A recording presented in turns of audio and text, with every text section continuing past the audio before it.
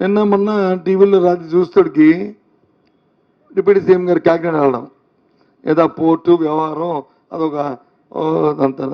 మరి అంటే పాపం ఆయన ఫీల్ అవుతాడు ఏంటో నాకు తెలియదు, కానీ దయచేసి ఇది విట్టిగా చెప్తున్నాను, ఇదేమి వ్యక్తిగతం చెప్తాను. ఎందుకంటే ఇంతకుముందు మా బండ్ల గణేష్ ఉండేవాడు, ఒక సినిమా తీసాడు, ఏది మన గబ్బర్ సింగ్ 1, గబ్బర్ సింగ్ 2 అని. ఇప్పుడు 3 నాకు అది జ్ఞాపకం వచ్చింది. ఎందుకని చెప్తున్నానంటే, ఏదైనా ఒక కార్యక్రమాన్ని చేస్తున్నప్పుడు ఒక నిర్దిష్టమైన ఆలోచన ఉండాలి. అక్కడి నుంచి కాకినాడ పోర్ట్ నుంచి ఏది పీడిఎస్ రైస్ వచ్చి వెళ్ళిపోతున్నాయి, ఓకే, తప్పది, చట్టవిరుద్ధం, దాన్ని ఎవరు ఉపేక్షించకూడదు, దాన్ని ఎవరు కూడా సమర్థించకూడదు. ఎస్, చేయండి, యాక్షన్ తీసుకోండి, ప్రభుత్వం మీదే కదా.